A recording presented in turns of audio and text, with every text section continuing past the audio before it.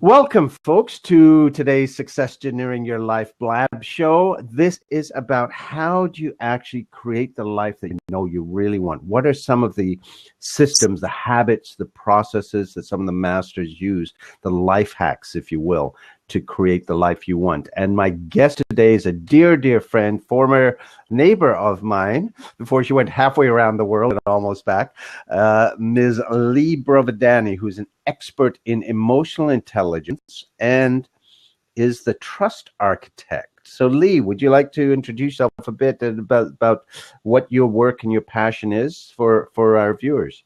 Well, thanks, Ravi. And, you know, I was going back on how long we've known each other, and you were one of the first people I met when I moved to Nova Scotia back in 1993, 93 or 94. Holy crow, that's a long time.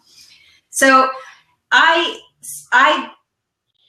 am passionate about trust, and I look at it through the lens of emotional intelligence. So as you know, I studied emotional intelligence for years and years. And what showed up was it showed up in how people trusted each other. So I see the link between emotional intelligence and trust. And I started using a definition for trust that was really came through with a lot of the emotional intelligence work. And it was that ability to be vulnerable based upon positive expectations that you have about somebody else or some other company. And I had people say, Lee, you can't use that definition if you're in business because no one wants to be vulnerable. And then there was, you know who Brene Brown is. And for anyone who's watching who doesn't know who Brene Brown is, she's a sociologist from Texas, and she talked about vulnerability and did a great TED Talk, which, you know, if you want to find more about TED, then go to TED Talks. But she said that vulnerability sounds like truth and feels like courage. And truth and courage can often be uncomfortable, but they're never a weakness, they're a strength. So really, in order to trust, there has to be a lot of bravery. You have to be willing to be open, and you have to be willing to make that leap, even though you don't know everything. You have to be willing to suspend how you feel for a minute in order to trust somebody, because trust is forward thinking. You know, a lot of times we go on someone's reputation, which is looking backwards.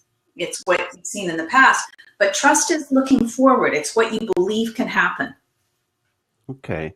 So what I'd like to do, Lea, is perhaps take you on a slightly different tack than what you normally do in business, because this is about for people who are interested in success-engineering their own lives. And I think one of the huge gaps is not trusting others, but trusting ourselves. And I was trying to think about your definition and how it could actually work really well in terms of trusting ourselves, because when we connect with our passion, when we connect with our sense of purpose or what gives us heart, we don't have evidence. We don't have proof if we do this, it's going to work. There has to be a leap of faith. And in that leap, I think we have to trust ourselves and nothing else, don't we? Absolutely. So at the beginning, at the very center of trust has to be, you have to trust yourself, because if you don't trust yourself, then how are you going to know who to trust? Because it really comes down to your own judgment. So trust starts with yourself.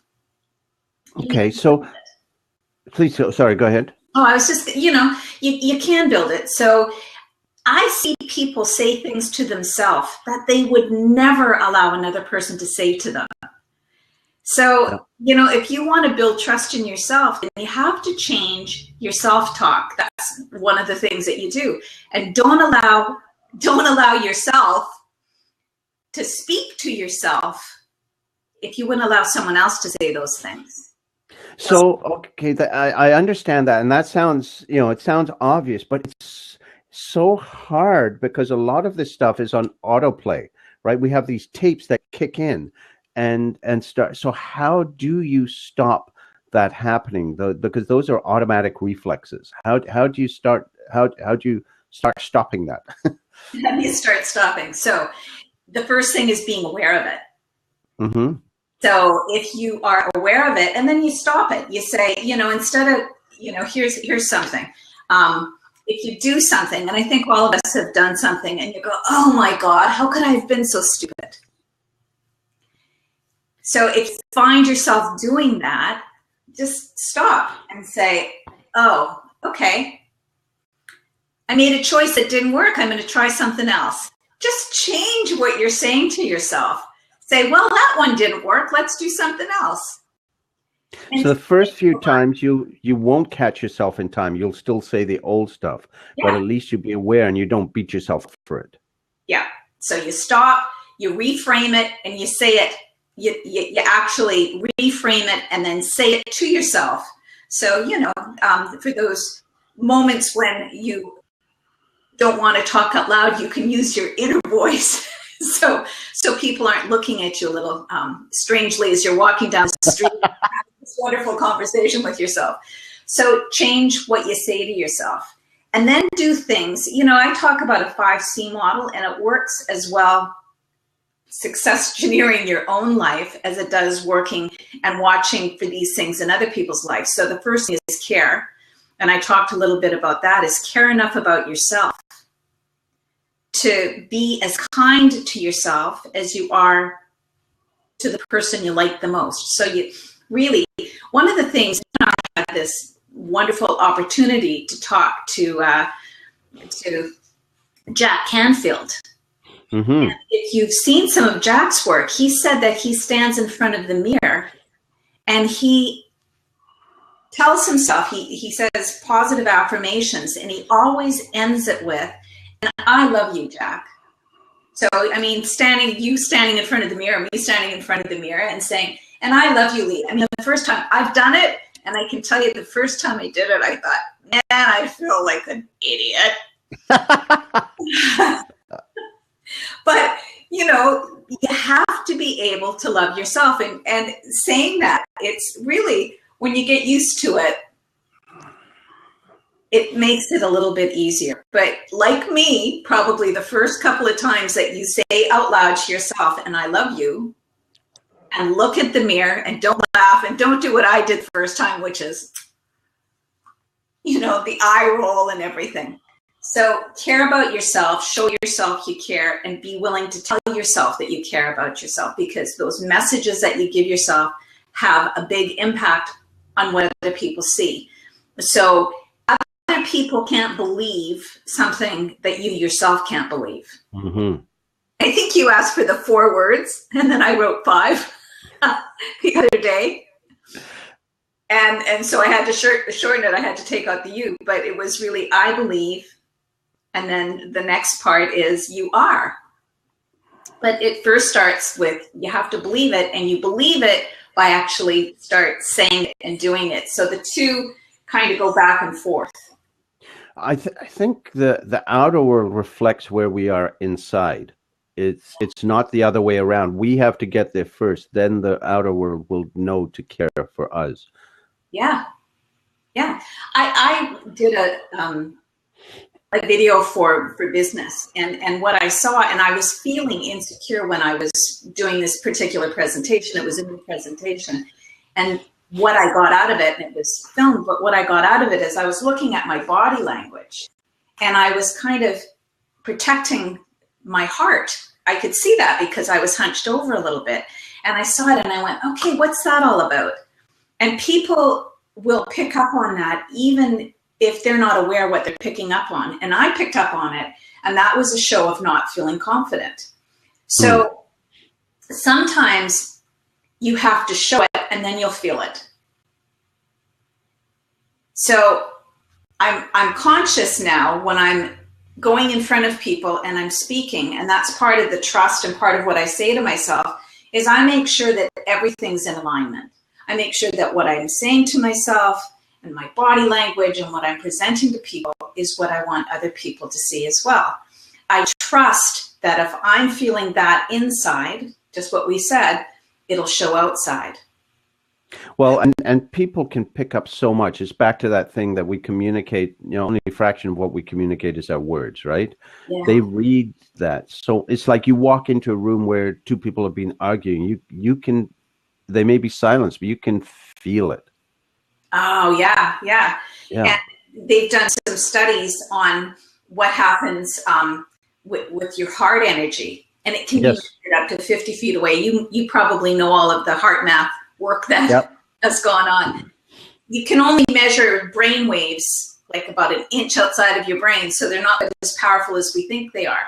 But our heart energy is really strong, and what we feel comes through our heart energy. Yeah. And then people are brought into entrainment with that because wherever you are, you bring them along to that if you're strong enough. Yes, So, yeah. so you said there were several C's. Care was one, and then commitment. okay. So when you think of a commitment, and a commitment is doing what you said you'd do long after the time when you originally said it has passed. So it's really easy to make a commitment towards something. And then, some time has passed and you let it go. So what are the commitments you make to yourself? And that's a huge thing because I think people martyr themselves, they sacrifice themselves, and they let themselves down for what they've committed to themselves to do things for others. Yes. Yeah. Yeah. And there's, this is like the starfish story. So I'll apologize because it's so overused, but it's, that when you're on the plane, they always say, put the mask on yourself first before you help another, because if you don't, you're going to pass out and everyone's going to have a bad outcome. But if you don't take care of yourself first, you're not going to have that to take care of others. So you really have to make that commitment to take care of yourself. But that, for a lot of people, is so huge because we're not brought up that way to do that. And women are especially not brought up to do that. That's right. There is a gender bias where it's about care for the others, and you sacrifice yourself for your children, for your family, for all of that. Yeah. And so how do you start deprogramming yourself on that to be able to really start to put yourself first? Because if you don't have anything to give. Yes. Yeah. You start in small steps because whenever you're making a change, if you try and do too many changes at once, it's going to fail because we are part of our patterns. So what you do is you incorporate one new thing and you do it. They say to form a new habit, it takes 21. Well, it's actually 21 to 66 days. So if you look at neuroscience, it says that it's the least number of days is 21. And for some reason that picked up, but 21 to 66 days to form a new habit. So when you're trying to bring something new, then just make a point, write it out, and then make a commitment to do it again and again and again. And once you've done that for a few months, then try something new. And if you do that, within a year, you can completely change the way you are in the world, like positive changes. If something's working, don't change it. But make that commitment and then keep it up. Yeah. So what would be baby steps? Because you talked about it is a big thing in a society, for women especially, about not putting themselves first. What would be baby steps for them, for someone listening to take to say, okay, I can make this commitment to me, to nurture me? I've got thoughts, but I'm curious what yours are. A small thing is that the meditation practice for me is a big thing, and I have to fully disclose that I will start it and then I allow it. I allow other things to get in the way. So a commitment for me and a gift that I give myself is that I say, at this time, I'm taking an hour, and it's my time, and I'm going to meditate. And so that's a small step. But it's a time that I am saying I'm not available to everybody else. This is my time for me. And it's 1 hour out of the day or half an hour out of the day, whatever you can, you feel good about. But when you think about it, you could get up a little bit earlier and have that 1 hour. Or you can just say, you know, in the middle of the day, I'm going to just have some time. Yeah. That's Well, and I think it's good that you said or half an hour, because I know I've talked to some people and they say, oh my God, an hour, I could never do that. yeah. Right. So to take what, and, you know, we've known each other, as you said, a long time. You know me when I was married. And I remember when I got married, at first, it was actually very stressful because I didn't just gain at the time a wife. I gained two stepsons, to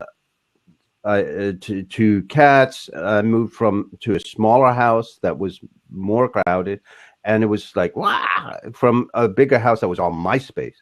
And for me, it was I got up a little earlier, and I took 15 minutes. I had this leather recliner, and that was my time, and that was my anchor that let me get through the rest of it. That 15 minutes was what let me breathe, so then I could get on and actually enjoy the day, because otherwise I just felt like I'd come from having all my space to no space, right? Yeah, and that's a huge, you know, and I think you and I've talked about that scene on Eat, Pray, Love. Yes. He's sitting and she's trying to meditate and she's doing this and she looks at the clock and only a minute has gone by and she's like, oh my God. So when you're first trying something new, it doesn't matter if it's meditation or if it's something that, if it's just your time, a lot of times that even 15 minutes can stretch out and feel like a lot of time. So start out with small steps. And then, so we've done caring and commitment. And the next one is consistency. Okay. And it kind of ties in. And it's one of the reasons why we trust people we've known for a long time, because we can see the patterns and we can see a certain consistency in their behavior and we can expect it. So even if it's not always positive behavior, we at least know what to expect. So there's that consistency. In ourselves,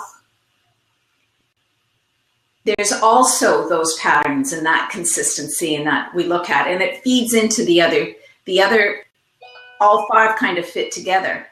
So what is something that is consistent with you, but might not work? And that's again, making that self-awareness. That's where the emotional intelligence comes together with trust, especially with your own trust. What do you do consistently that works for you? What do you do consistently that doesn't work for you? And then that's where you start to recapture some time with the things that aren't working, but they're just habits, that it's what you've always done. Yeah. And, you know, our brain is a lot more comfortable with patterns. So if you think of all of these neural networks as walking through hip-high snow, and there's a path that's already been trampled down, well, we'll take that, even if it's the longer route, even if it's not very convenient and it takes us a long way out of our way, it's trampled down and it's comfortable and we'll go there. So the first few times when you're making a new pattern, it's like walking through hip-high snow and you have to form another pattern, and it's not comfortable, right, and it's not easy, and it takes a lot of effort to make that new pathway. But once you do, life is a lot easier. Right. Which is why it's the 21-6-6 days. It's building those pathways to. Yeah. Yeah. Okay. So that's caring, consistency, commitment. Competence. And that's something, you know, you and I are both lifelong learners. So like, I know that we're going to agree on this, that you constantly get better. You're always looking for ways to improve yourself. You're looking for ways to, you know, it doesn't all of a sudden stop. It's not like you say, oh, I've arrived, I know everything I need to know. That would be boring. Yeah. Oh man, it would be. So competence is kind of, you know, we know what needs to be done there, and it doesn't have to be book learning. It can be things, it can be something that you learn that you've always wanted to learn. And how does that fit into trust? I've met a lot of people who will say, oh, I am so good at this. It's like someone saying, I can sing like a bird. And then you find out they're talking about a hawk, you know. Okay. You know, so they don't have the competence. So part of self-trust is knowing what are you competent at and what do you still need to improve.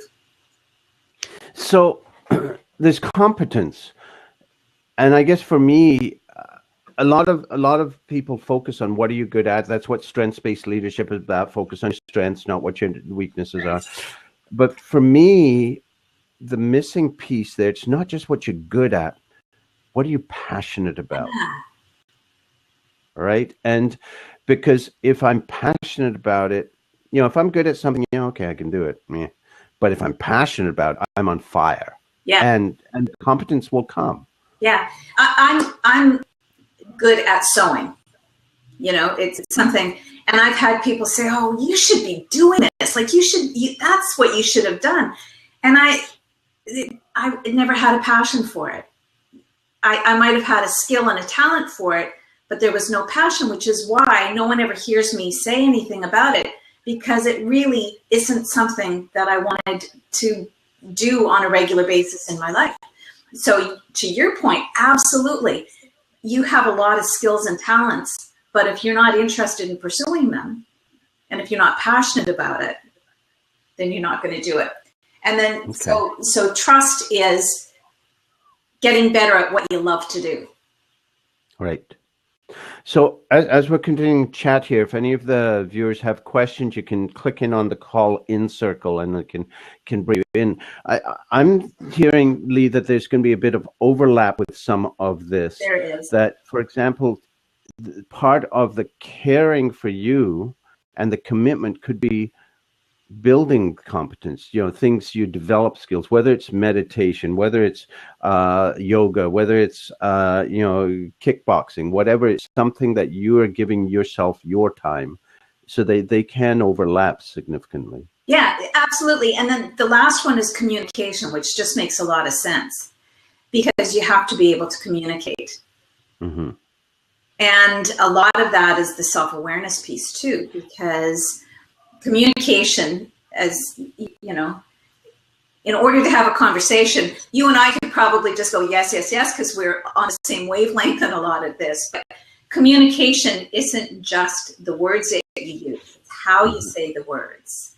It's your body language. Sometimes communication is sitting with someone silently and being completely there for them and listening to them. That's part of communication. And yeah. Sorry, what looks like you have something that well, so I'm going at the key though here is, what is communication with yourself?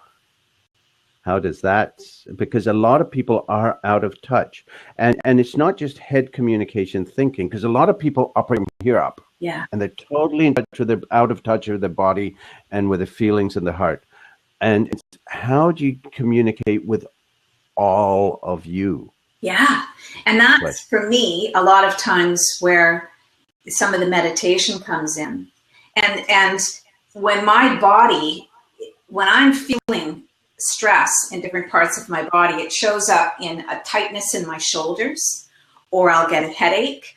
For me, the gut is huge. If I start having a stomach ache, then, and a lot of times I'm just so busy that I'm not paying attention, and my body makes me sit down and become aware of what's happening. And that's where, to me, the wisdom comes. Like, I started out very much in my head, but my journey has been to let go of the head and go to my intuition, and the intuition comes from the body. Yeah. And for me now, I will absolutely, what feels right. If I will just get the spider sense, and I'll go that way. I don't need facts. I don't need data. I don't need, even if it's stupid, crazy, I know that's the right thing to do. But that took coming into the body to attune to that intuition. Yeah, and that makes perfect sense, because I mean, your background is a nuclear physicist, which really, when I say that, I don't think, and I bet he really trusts his intuition. But you know what? Quantum physics isn't about thinking. You can't think infinite dimensions and fractional dimensions. You have to feel it. So it is very much an intuitive feeling thing. It's not the physics we knew in school. That's in the head. Yeah. But when you get on the quantum realm, you can't think. It's not absolute. It's probabilities. It is very intuitive, a lot of it. And being able to tap into that. I'm taking an online course right now, and it's building intuition. So like there's two different things that I'm doing, and it's really interesting. Part of it is through John Edwards, and whatever you think of that, of him and some of the other things. But a lot of it is really tapping into what your body is telling you, and really tapping into a lot of signals that we're not taught to listen to. And so that's really important. So communication is from direction. Okay. So Lee, I think we're running tight on time here. I'm wondering if people want to find out more about the stuff you do, where do they find it? And if there's any, if you've got any resources that people can get to, do you have any sites that they should pop over to? Yes, absolutely. I have a blog and a newsletter that comes out. If they went to leabrovedani.com, or if they type in, if they can't figure out how to spell my name, even though it's up on the screen right now, but they could go to The Trust Architect. So it has to be The Trust Architect, and they can read a lot of things. The last newsletter I did, I loved it because I called it the Trust Quiz. And I said, I want people to, if they're trying to figure out who they can trust, so this is outside, give a score of 1 to 10. Think of a person, give a score of 1 to 10, 1 being the lowest, 10 being the highest, on how much they trust them. And then I gave a list of questions, and the first 5 were yes questions, where things like they do what they keep their commitments. And so there was 5 yes questions like that. And then there was 5 no questions. And the no questions were things about, do they criticize somebody else and then do the same thing? And they got a point if the answer was no. And Ravi, I'm not seeing your face, so I'm hoping that you're still there. I'm here. I'm still here. Okay, good. So, they can learn a lot just from going to the blogs. And then I got this because I knew I'd forget. Here's my book, Trusted Secret Lessons from an Inspired Leader. And at the back of the book is a workbook. So everything from appreciative inquiry, how to do it, to using the emotion roadmap, and being able to do your noble goals. And then there was a lot of things about, even for a company, to be able to put together